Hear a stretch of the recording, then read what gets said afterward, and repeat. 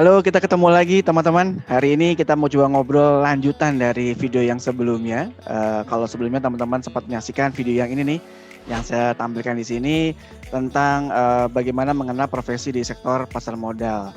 Hari ini saya kembali mengundang rekan saya yang kebetulan juga sama-sama di pasar modal dan juga bekerja, namun berbeda dengan Mas Ali sebelumnya. Beliau memegang learning and development di sekuritas dan aset manajemen di salah satu perusahaan ternama juga sama seperti Mas Aldi. Nah, nanti kita coba tanya dulu teman-teman bagaimana terkait dengan training atau kebutuhan learning yang ada di sana seperti apa. Karena menarik ya teman-teman kalau mendengar dari penjelasan Mas Aldi sebelumnya kan kita tahu di pasar modal itu ternyata butuh suatu keahlian atau terakhir butuh ada dibuktikan dengan adanya sertifikat WWPE kalau tidak salah. Dan tentu masih banyak lagi sertifikasi-sertifikasi yang lainnya untuk mendukung pekerjaan di pasar modal. Nah, sebelum ke situ jangan lupa teman-teman yang menyaksikan video ini subscribe dulu. Jangan lupa nih. Nanti malah lupa, begitu udah asik nonton, selesai nonton lupa subscribe. Nah, sekarang tolong subscribe dulu supaya mendukung kami untuk membuat video-video yang cukup bermanfaat buat teman-teman. Kemudian jangan lupa masih 5M ya teman-teman, menjaga supaya kita tidak tertular atau terkontaminasi COVID-19 karena sangat berbahaya sekali tuh. Tetap menjaga jarak, menggunakan masker, mencuci tangan menggunakan sabun, menghindari kerumunan dan juga menghindari mobilitas yang sangat tinggi. Nah, seperti kemarin kita nggak bisa mudik nih. Nah, nanti libur-libur berikutnya juga hati-hati, jangan sering-sering keluar kota.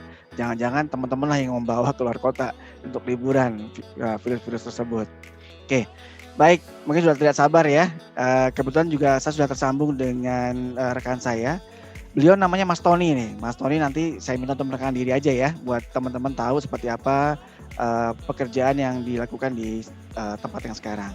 Baik, selamat siang Mas Tony. Halo, selamat siang Mas Adit. Selamat siang. Assalamualaikum Mas Tony. Gimana, sehat? Waalaikumsalam, sehat Mas. Alhamdulillah. Kayaknya seger ya? Atau memang lagi pusing sebenarnya nih? Pusing tapi jangan terlihat pusing Mas. Gitu ya. Yang biasa nih teman-teman. Kalau trainer tuh biasanya begitu. Di depan orang tampak happy-happy aja. Padahal belum tentu di belakangnya banyak tugas tanggung jawab harus diselesaikan. Oke, Mas Tony, terima kasih banyak sudah bisa join. Kebetulan nih video ini saya buat khusus untuk teman-teman yang ingin tahu terkait dengan sektor pasar modal. Khususnya buat teman-teman yang pengen tahu nanti kalau join di pasar modal atau di sekuritas aset manajemen itu apa sih yang dikerjakan dan kemudian kebutuhan trainingnya seperti apa supaya mendukung mereka untuk bekerja dengan sangat baik gitu Mas Tony. Nah, Oke. ini kan sudah ketemu Mas Tony, boleh nggak Mas berkenalan dulu Mas Tony Oke. backgroundnya bagaimana dan kenapa akhirnya bisa berlabuh di salah satu industri pasar modal nih, sekuritas aset manajemen. Oke. Silakan Mas. Oke, baik. Terima kasih Mas Adit atas waktunya dan kesempatannya. Saya di-invite di forumnya Mas Adit nih ya.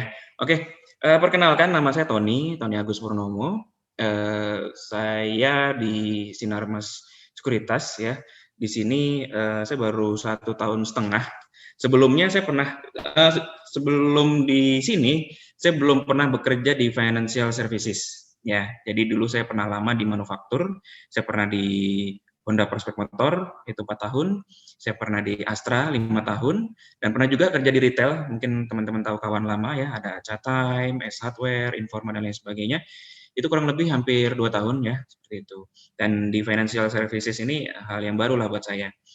Sebenarnya kalau teman-teman ingin mempersiapkan diri supaya ready to use lah di perusahaan sekuritas manapun atau financial services manapun, sebenarnya agile aja terhadapnya di kita, apalagi kita pekerja ya, kita harus mengetahui sekarang yang lagi hype itu apa, yang lagi in itu apa gitu ya, apalagi yang berhubungan dengan pasar modal gitu ya. Nah sekarang kan sekuritas di Indonesia juga banyak seperti itu, aset manajemen juga banyak, dan banyak sekali promosi-promosi yang mereka gencarkan untuk bisa menarik kita sebagai customer mereka gitu ya.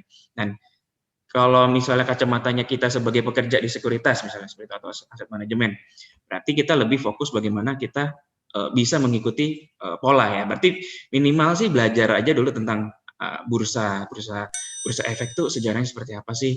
Lalu sekuritas tuh perusahaannya tuh ngapain aja sih gitu ya. Terus aset manajemen tuh dengar-dengar ngelola uang, ngelolanya tuh seperti apa sih. Nah, mungkin belajar hal dasarnya dulu, nanti detailingnya pasti waktu kita kerja sudah memahami. Nah, tapi memang waktu kita sudah kerja, kita butuh sertifikasi ya. Jadi apalagi di perusahaannya kita saat ini saya butuh sertifikasi minimal WPPE. Ya, WPPE ini wajib untuk semua pekerja yang ada di perusahaan kita sekarang. Nah, selain WPPE apalagi sih? Ada WPEE, yaitu ada wakil perantara emisi efek, ada WAPERT, ya, perantara untuk agen penjual reksadana gitu ya. Ada juga untuk yang WMI, ya, manajer investasi. Jadi tergantung pekerjaannya itu megang apa, jadi nanti ngambil sesuai dengan sertifikasinya. Tapi kalau back office dan sales itu minimal WPPE. Ya, jadi kalau teman-teman nggak ngerti, belum paham gitu WPPE itu apa sih? Bagaimana sih cara ngambilnya, itu bisa browsing aja di Google ya. Nanti di situ ada tahapan-tahapannya untuk bagaimana untuk bisa memiliki sertifikasi tersebut. Mungkin itu Mas Adit untuk Oke, perkenalannya. menarik ya. Panjang ya. Saya tadi sempat kutip sedikit tuh, sangat ingat agile ya. Berarti memang saat ini Hmm. dengan kondisi kemajuan zaman memang setiap orang memang harus agile ya Mas ya. Walaupun memang perubahan sangat cepat, apalagi sekarang pandemi kan dipaksa orang untuk serba online ya. Seperti kita sekalian ini ketemu ngobrol melalui media kan, nggak langsung ketemu di ruangan ngobrol langsung. Dan juga tadi sempat disampaikan juga Mas Tony ujiannya juga sempat ini ya belajarnya lewat online juga ya Mas berarti ya WPP ini ya. Tidak kelas kan Ya, berarti kan maksudnya? dulu sebelum pandemik ada kelas, tapi waktu pandemik akhirnya, ini saya sebut lembaganya aja ya, saya pakai Boleh boleh. Teachme waktu itu ya, Oh pakai Tismi Teachme bisa ini ya? ya, jadi Teachme ini menyediakan online, jadi kita belajarnya online, nanti ujian kuis-kuisnya itu juga online. Nah, waktu ujian pengambilannya ada dua pilihan, ada opsinya online, ya kita nanti cuman policy-nya sangat banyak, jadi saya agak menyulitkan saya saat itu, jadi saya ambilnya yang offline aja, datang ke sana, cuman pakai protokol kesehatan jadi aman ya.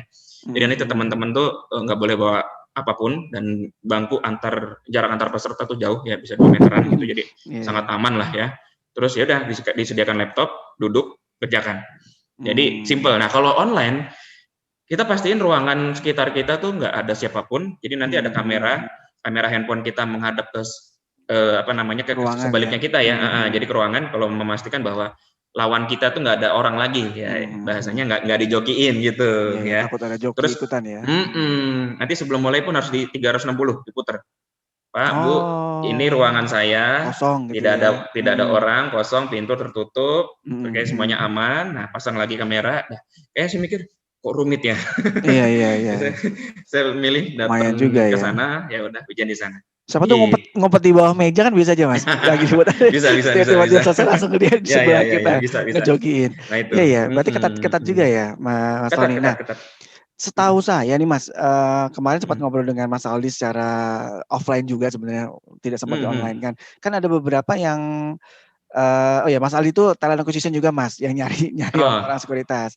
ya ya Di ya. video saya sebelumnya. Jadi, mencari orang yang punya background di pasar modal kan agak agak sulit nih, dan setahu saya memang hanya sedikit kampus yang punya jurusan pasar modal. Nah, misalkan kita nih, tadi Mas Tony kan sebut bahwa tidak perlu ada basic yang banyak di situ, tapi kalau memang punya keinginan bisa juga masuk ke situ, selain itu ngambil sertifikasi. Nah, kalau menurut Mas Tony, usulnya gimana sih Mas? Kalau misalkan saya bukan orang pasar modal, bukan orang ekonomi, bahkan mungkin saya orang ya teman-teman tahu saya orang psikologi gitu ya, tertarik untuk ikutan di situ. Saran Mas Tony seperti apa sih Mas, supaya saya bisa berhasil di dunia pasar modal misalkan? Ya, eee, benar kalau tadi kita bicara, tentang hiring orang gitu ya. Di tempat kita, memang agak kesulitan untuk mencari, new hire. Kenapa? Karena memang dari kampus-kampus sendiri pun tidak banyak yang benar-benar fokus di pasar modal gitu, Mas. Jadi, itu tantangan kita tersendiri sih. Nah, kalau pertanyaannya bagaimana supaya kita bisa survive, bagaimana kita mempersiapkan diri supaya bisa, bekerja atau tune in lebih cepat di, perusahaan company sekuritas gitu ya. Nah, mungkin, kalau tadi saya pernah menyebut sebenarnya ya yang penting kita niat saja ya. Tapi kalau kita lebih deep lagi, contoh kita lagi mau cari sales gitu ya, terus misalnya temannya Mas Adit, saya mau dong mau coba jadi sales." Nah, itu mungkin requirement-nya berbeda. Pertama kita butuh WPPE ya pasti kalau sales kan ya. Jadi kalau misal teman-teman yang baru lulus ini pengen jadi sales belum ada sertifikasi, mungkin boleh ambil dulu sertifikasinya, ya mungkin kita modal sedikit ya, Ya. modal sedikit untuk belajar, untuk daftarkan diri kita ke OJK gitu. Tapi minimal di situ kita punya sertifikasi. Ya. Jadi kalau tidak di sekuritas satu tidak dapat, bisa kedua, ketiga, kan banyak sekuritas di Indonesia gitu ya. Tapi minimal kita punya sertifikasi dan itu nempelnya ke diri kita kok. Buat pengembangan kita juga. Jadi kita ngambil sertifikasi itu bukan untuk kantor tapi untuk kita. Jadi nama saya pun pasti udah ada WPPE-nya gitu. Itu tuh udah aman untuk kita Sudah bekerja. daftar Jadi, ya berarti ya. Betul. Jadi untuk sales yang wajib adalah WPPE dulu. Udah punya kita bisa langsung kerja karena kita tuh nggak bisa mempekerjakan sales yang tidak punya WPPE, yang tidak terdaftar WPPE di OJK. Nah, itu kenapa akan tuh, Mas? kena gitu. Kenanya karena kenapa ya?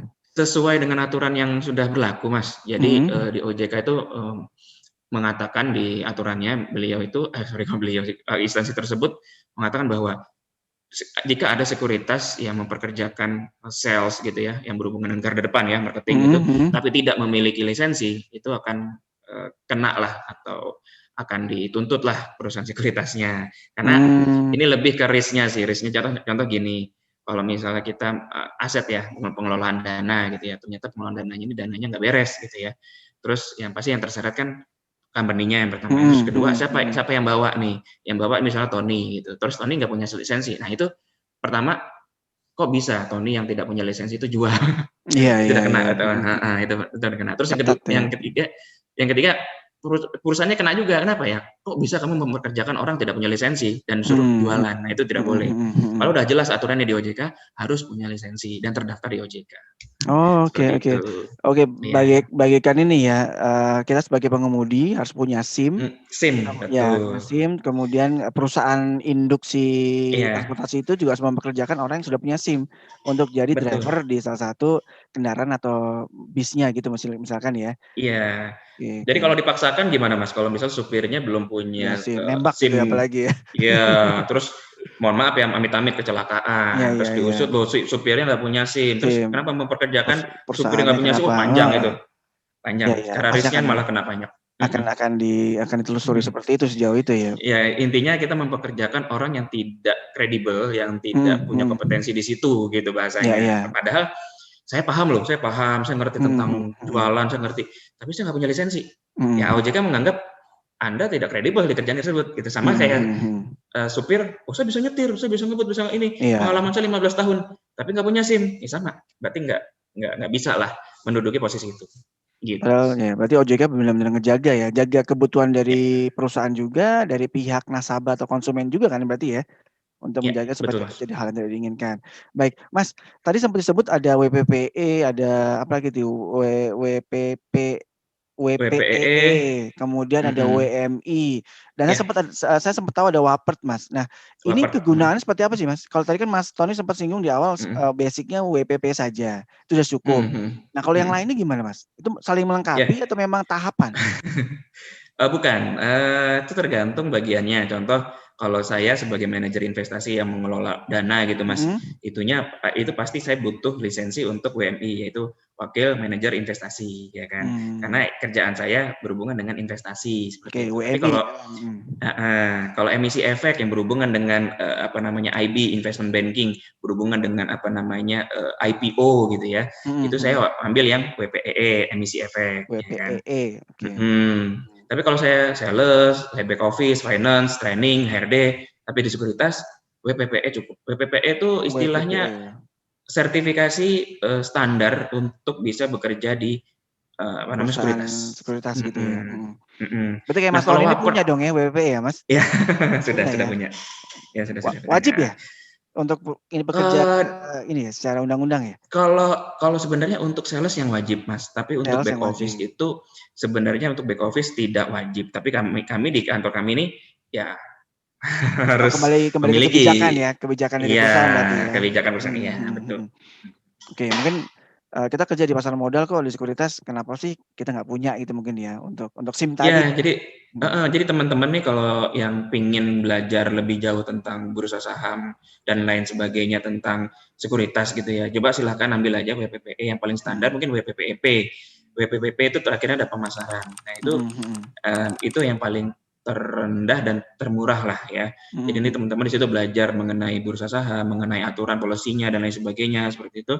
Dan kalau sudah punya lisensi pun itu buat pegangan teman-teman aja kalau teman-teman itu sudah memahami betul lah tentang sekuritas, bursa saham dan lain sebagainya. Jadi itu nggak rugi sih, sebenarnya nggak rugi. Jadi anggap aja investasi teman-teman kuliah lah. Waktu teman-teman kuliah itu kan pasti kan bayar per semester, bayar SKS yang diambil sesuai dengan SKS-nya kan. Nah, waktu kita bayar pun itu kan kita ikhlas kan bayar itu. Kenapa? Karena kita pengen kuliah. Nah, sama aja waktu kita pengen ngambil sertifikasi ini, ya fokus aja kita untuk pembelajaran kita, bukan untuk hal lain atau untuk mikirnya, wah saya ngambil untuk cuma karena perusahaan nih.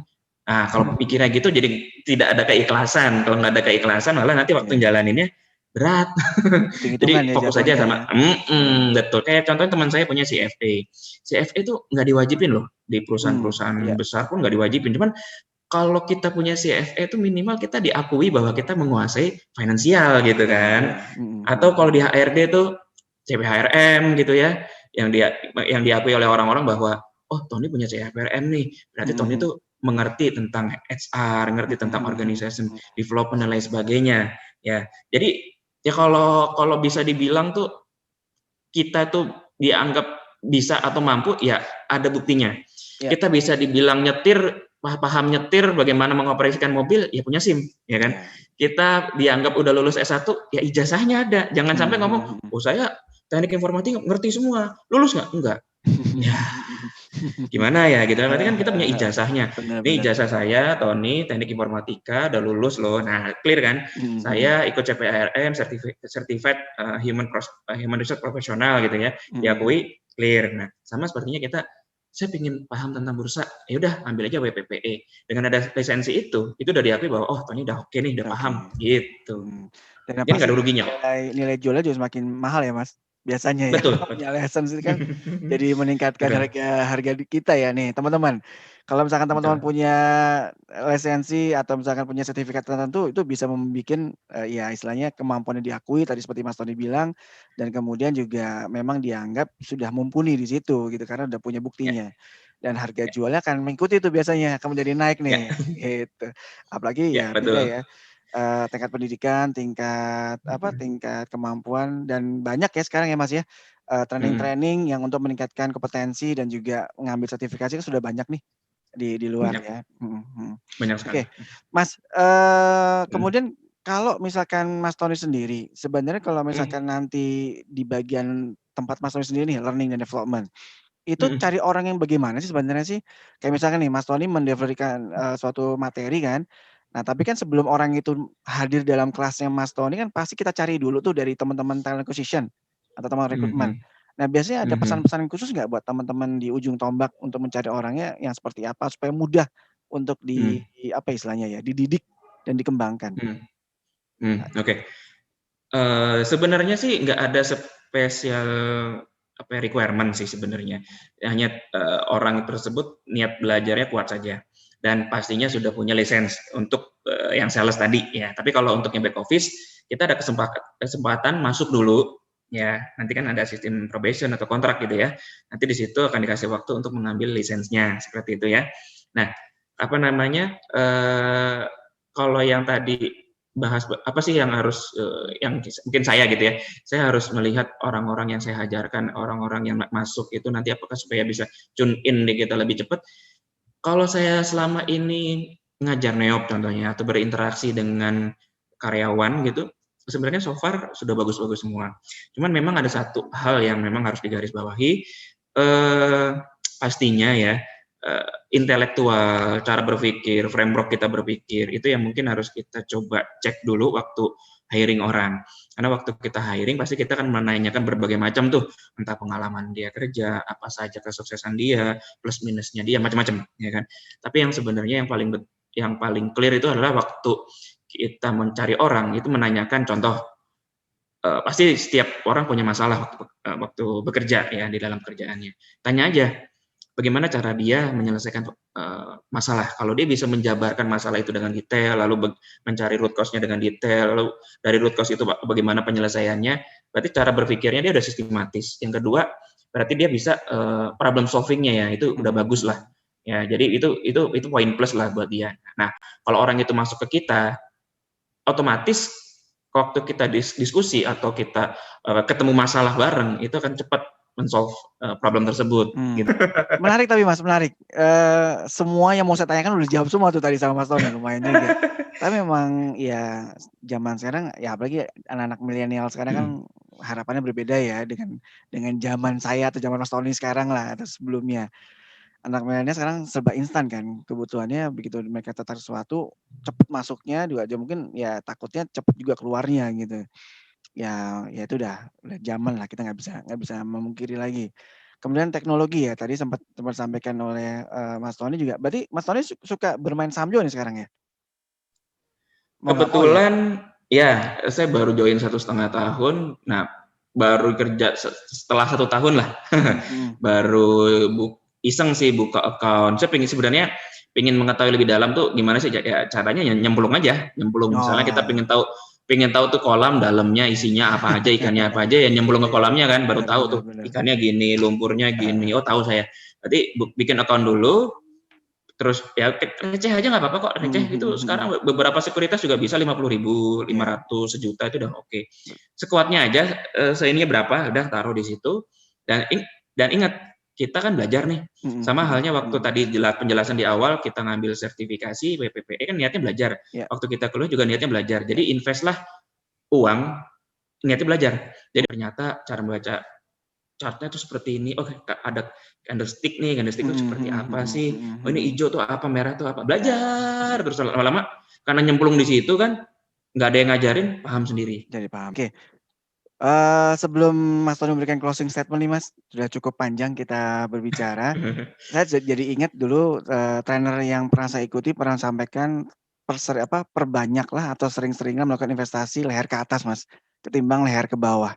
Dalam artian lebih banyaklah kita membuat ini isi otak kita dan semua yang di sini di kepala kita tuh semakin berkembang dibandingkan kita beli sesuatu yang hanya dimakan dan akhirnya hilang juga gitu, kebuang di perut gitu ya. Nah, jadi kebayang juga tuh, bener juga kata Mas Tony tadi. Ya kalau udah invest ya udah, belajar aja di situ gitu. Jangan minta, output yang memang akan kembali ke diri kita lagi dengan yang kita inginkan tadi namanya misalkan cuan atau keuntungan.